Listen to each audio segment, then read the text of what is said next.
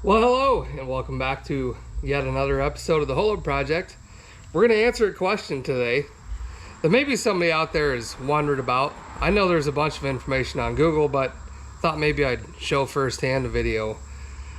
And if you've ever wondered the difference between self-aligning and non-self-aligning rockers, we're going to take a look and kind of explain how they both work and how to properly use either or.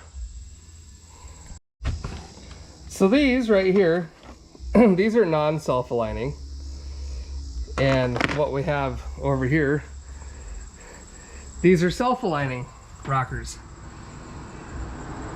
And you can also see that we have push rod guide plates back there, and we'll talk about both of those. I just got tagged by a skeeter. There you go. There's your guide plates back there. And now, if you already know, drop it in the comments. But as I just said, these are self-aligning rockers with guide plates. That is not something that you typically want to do. I know some people can get away with it. Others don't. But that can create some binding effects in the valve train.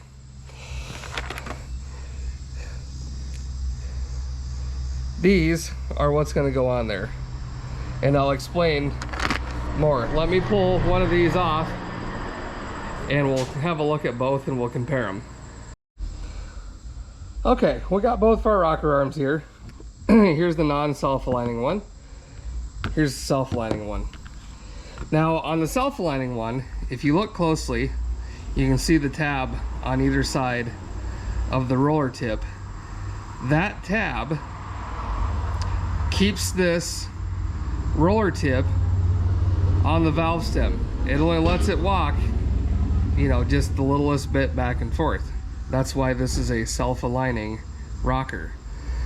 Now, what a guide plate does, it's called a push rod guide plate because, as you can see, your push rods go down through the guide plate.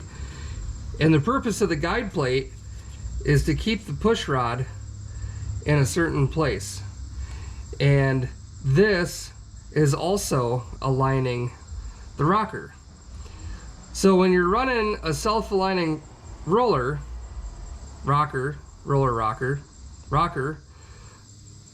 tip rocker, you know, any of the above, your roller tip on the valve stem up here is fighting your push rod.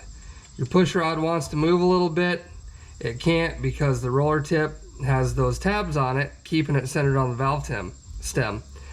So these two are fighting against each other, and that's what can create an issue. Sometimes, if it's bad enough, you can damage your push rods, especially if they're the thin wall push rods. These are not. These are comp cam magnesiums. They're 80 wall push rods. Not to say that you couldn't still damage one. I'm sure you could. So if you're running guide plates like we are here, you want to use non-self-aligning rockers because you don't want these fighting each other back and forth. It can create unwanted strain on the valve train, loss of power. You can bend push rods. You can trash an engine doing it. Well, when I ordered these, that was the last thing that I had particularly thought of, and I made the mistake of ordering self-aligning rockers because that's what actually was on the car originally. Where are they at? I think they're down here, and I'll show you on this one too. These are also self-aligning.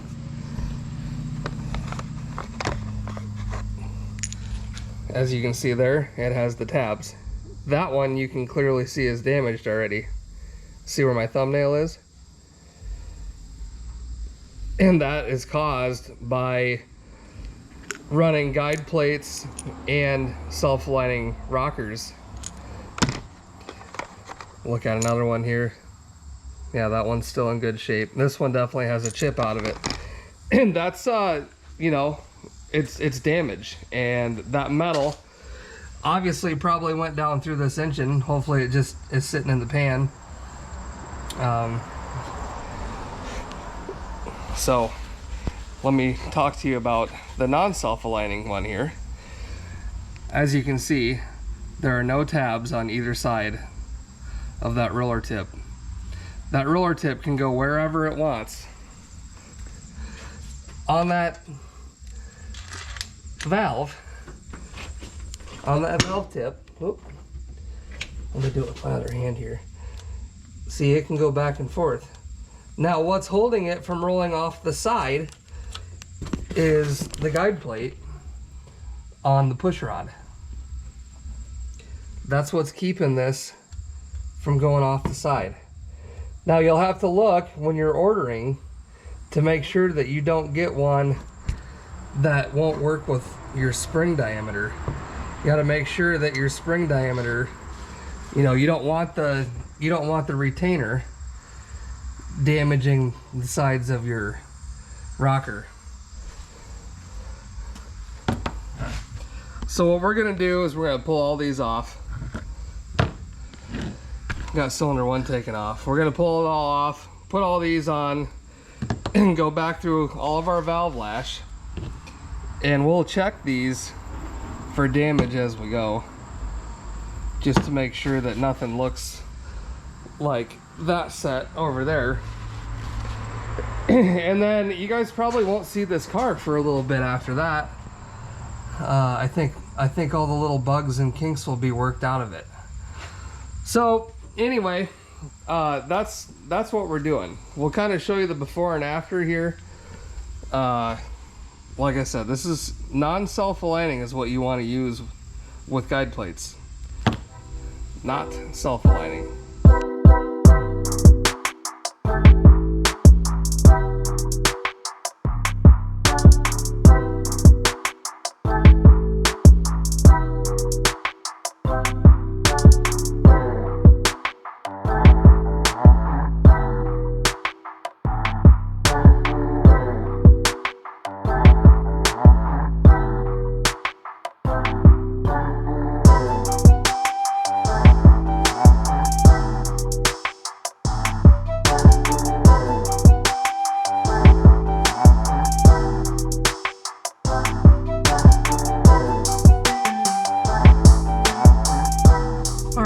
These are all on.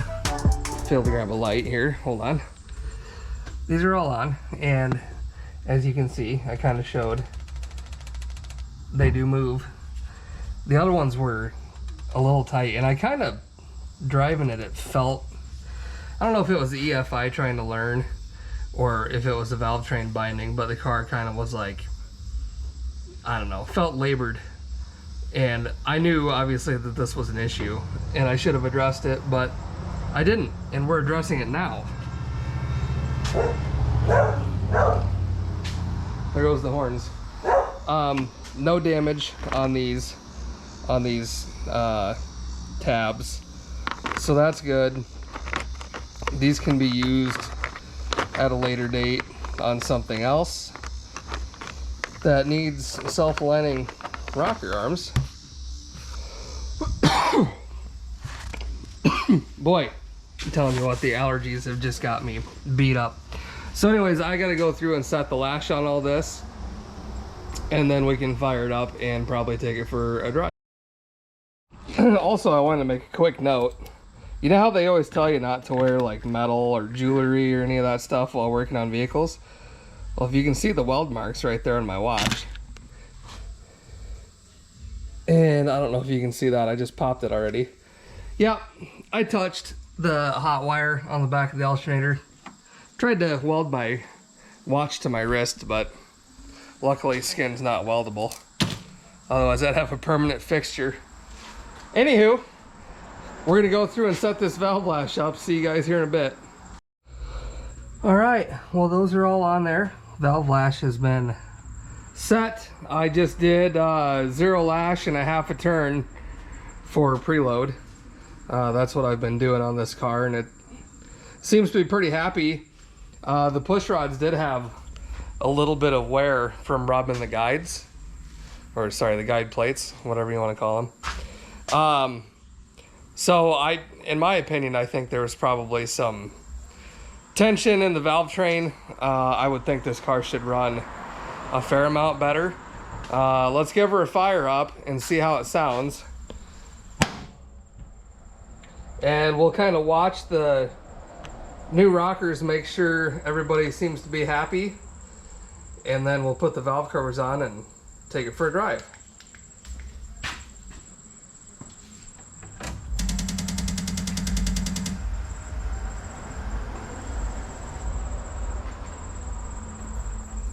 Fire in the hole.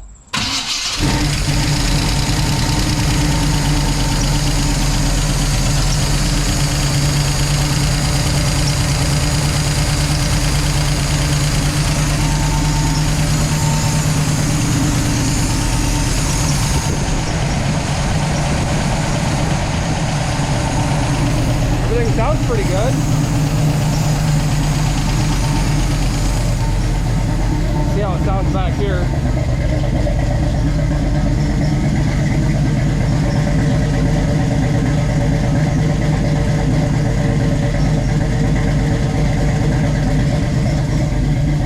It definitely sounds different.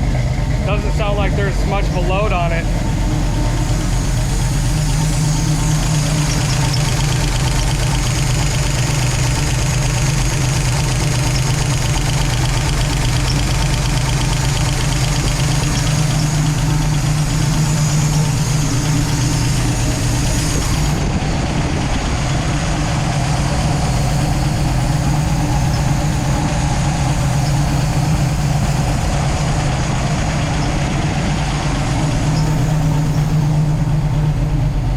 Good.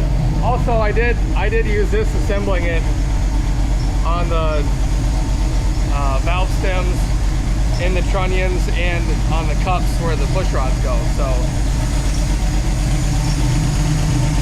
we'll let it run for just a minute. We'll throw valve covers on it and see how it goes. All right. Well, I dropped the dog off, took a quick shower, and we're in the Elko. And oh, I forgot I Velcroed this little guy up here so I can actually see it. Time to go for a little ride.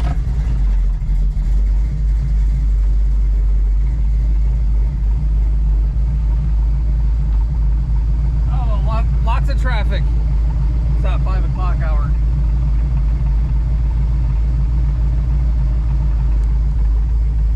Maybe. Maybe.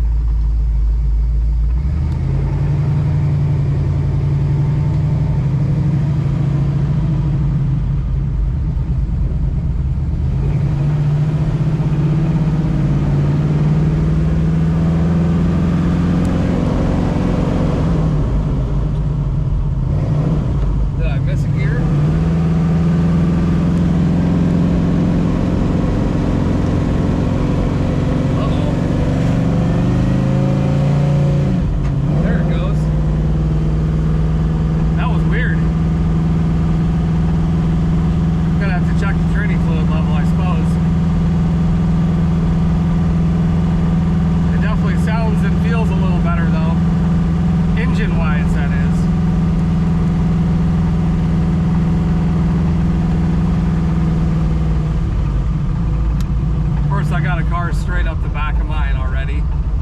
That didn't take but 30 seconds. So we'll go down here and turn around.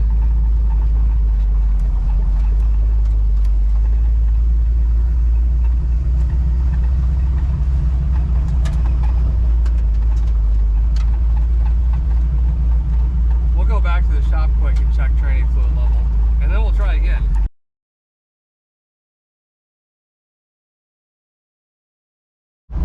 Alright, well, we checked training fluid, and this is just going splendid here. I don't know what's going on with the transmission, but it's kind of being a pain. You got to get on it pretty hard to get it to shift. I didn't change anything. Fluid level was great. Fluid looked good. So I guess we're just gonna try to take it up the highway and get it to shift.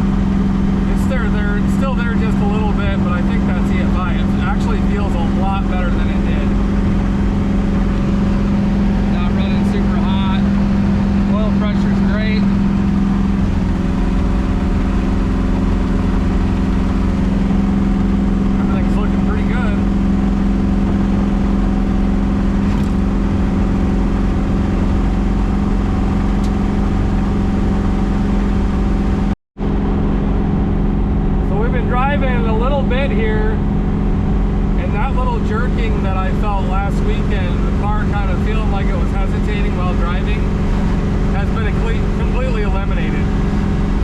That obviously was valve train, stress on the valve train. It's running really, really nice, super smooth. We're doing about 57 miles an hour right now, and everything's going great. It sounds wonderful. The engine's running so much better, so much better. Definitely something there with self-aligning rockers and pushrod guide plates. Creates a lot of tension on the valve train, and I'm sure it probably wasn't helping any of the horsepower or torque situation either, having that extra tension in there. So if you don't know what you got and you're having kind of weird things going on, might be worth popping a valve cover off. You don't need to take a rocker completely off. You can get a mirror and look at it from the bottom side, and you can see if you see those little ears. You know, that's one of the ways they do it. I believe some of the other ones might have had a concave roller wheel. That'd be a little harder to notice, but definitely something that you could check. And I don't know, there might be something there. Who knows? I can tell you one thing, this car is driving substantially better, other than the transmission being goofy now. But yeah, just gonna go for a little Friday night ride here, and then I don't know, they were talking storms later tonight, but it looks pretty good. Might leave her at the house tonight, I'm not sure. So anyway, as always, we appreciate all you guys. 5 more subscribers, we hit 1,000. So if you're not subscribed, give us a subscription and a thumbs up and the little bell, and share our stuff and comment and like, and you know, all the fun stuff. And we will see you next week. Have a great weekend.